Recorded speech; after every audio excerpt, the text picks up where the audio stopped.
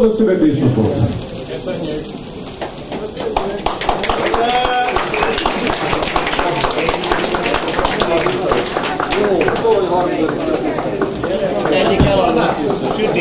És most megkérjük. 30 éves volt a torony!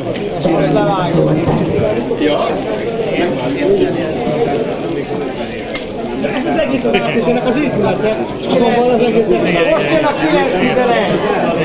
az egész látszik, ami hátul van, mint van ennek valami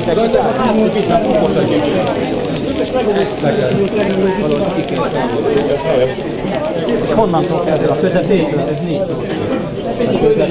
A Ferihegyi irányító torony és a 2 futópálya van. A repülés kezdete és vége, hiszen minden repülő egy repülőtérről, egy futópályáról az irányító torony irányításában száll föl, és ugyanúgy fejezi be a repülését. De mi van közben?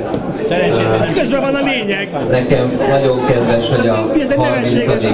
évfordulós tortán pont az irányító torony van. De engedjétek meg, hogy a többi kolléga közreműködését is hagy tudjam méltatni. Szeretném, ha ezt rekordolnák, hogy én felháborítónak tartom, hogy ACC, aki az irányításnak a krémje, nincsen megemlítve egyébként, csak én nevetséges. Fizető utas kegyéért folytatjuk a szolgáltatásainkat.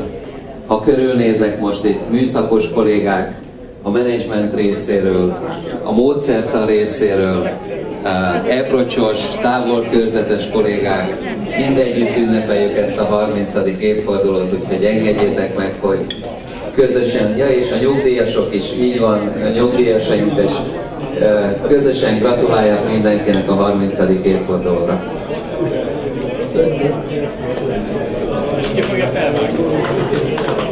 Na vágjon! Vágjeti a kortyot, vagy valami! Befényképezd le! 9-11!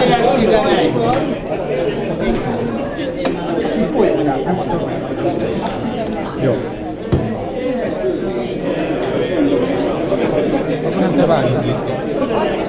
És akkor át felosztom. Andris, lemaradtál az egész. Most pszichésen te mire gondolsz? Hát ő irányítóhoz, kollégákra. A megre a szakmában dolgozó, hallod?